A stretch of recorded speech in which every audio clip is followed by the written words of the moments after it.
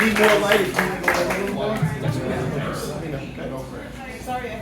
Good evening, Doc Hennigans. Give yourself a round of applause for coming out tonight for the open mic tonight.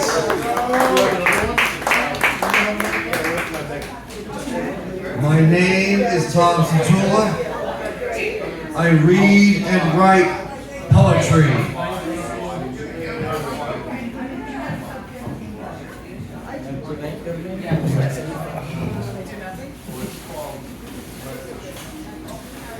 Decades of anathematic darkness. Willing to go the extra mile overall in my life, I punished myself working in shambles to become something that only a handful of us are lucky to become. Recognized in a world, whether in the streets, on social media, or even in our own homes. We don't even have the time or the place to stick our heads out and discuss our day at work, on the road, out in an irrational universe, but so much has happened where we are unwilling to explain that we express it indirectly and painfully irascible. As I'm stuck in a world between showcasing shame and reversing it for the right people to feel I do, so only they can live the ruptures of their souls enough to compare themselves to me. When they look in the mirror the next time, they wake up with my struggles stuck in their mind in the middle of the night.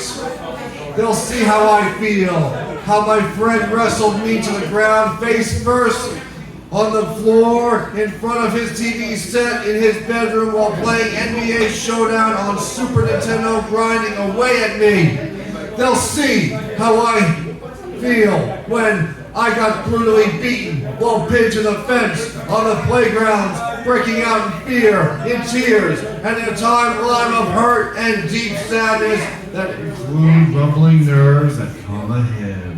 They'll see the anxieties ahead that will one day lead to my future fears and compounded years of heartbreak formed into a capacity crowd of millions just staring, waiting for me to react with weakness.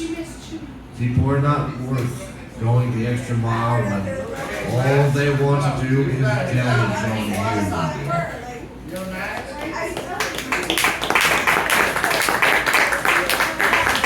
Gold, color of champions. Gold is a color that people hold to a high standard. Most people don't have an idea what their favorite color should really be. They'll say that their favorite color is red, black, green, blue, yellow, pink, brown, orange, but you never hear them say it's gold.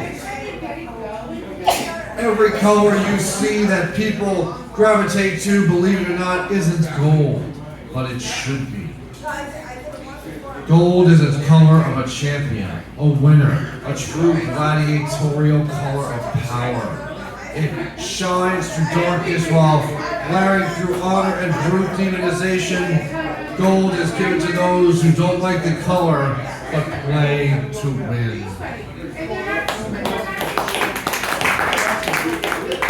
I can't sleep because I won't sleep. No matter how bad I want to stay down, I continue to wake when I shouldn't. When I open my eyes, I sport a frown, as when it comes to sleep, I just couldn't. I'm just too occupied to dream again as I hear the birds chirp at around 3. When I wake from my messy lion's den, I wish that my demons would just let me be. Let me sleep till dawn, or at least till 10, with the radio playing SOU. I just want to figure out if and when I can sleep with nothing else left to do. Even if I die before I can write, I will rest in peace before the sunlight. Medals of honor.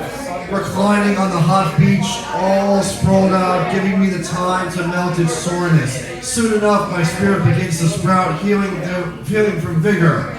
It gives out a hiss.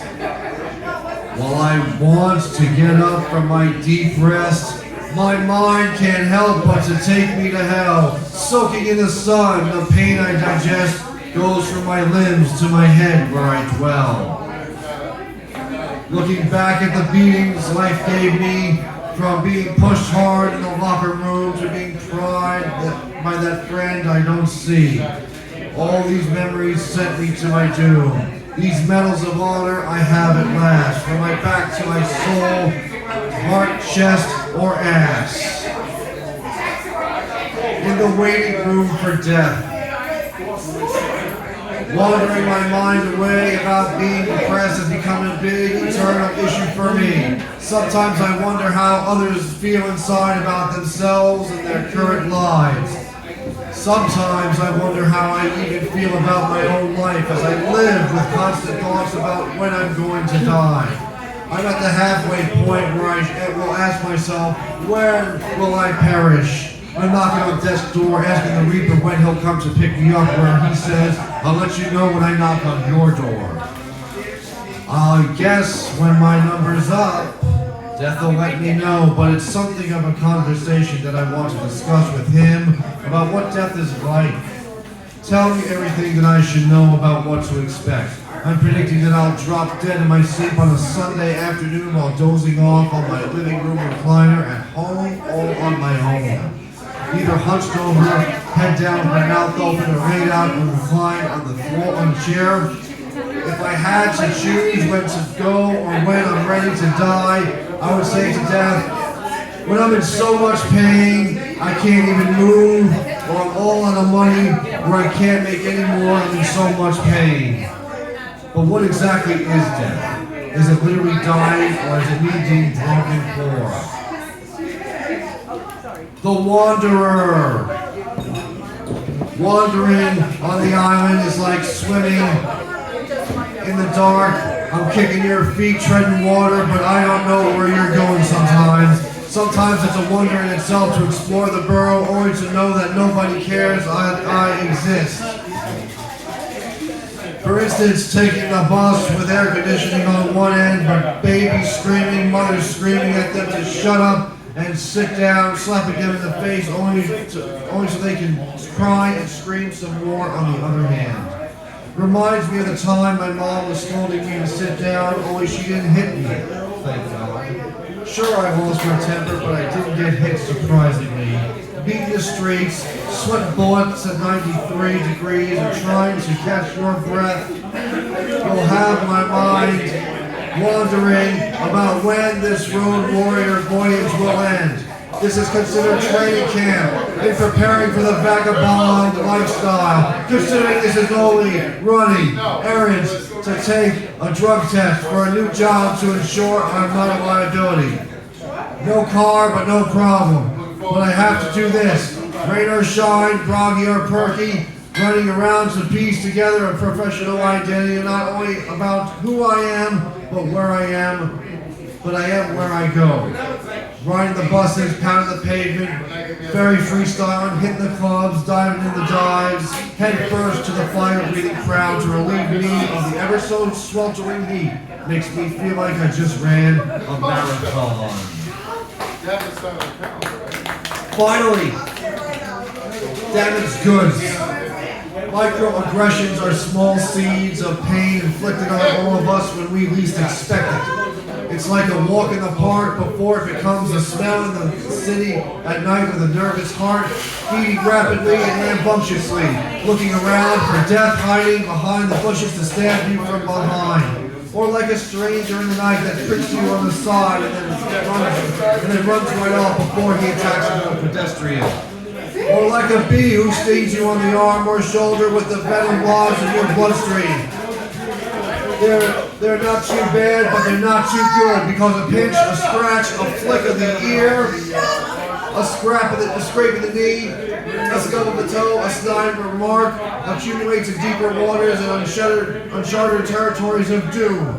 Add them all up, and with the right math, you have damaged goods. Mathematic Darkness is on Amazon, is on Barnes & Noble, is on Goodreads. Follow me at Centula Tom on Instagram.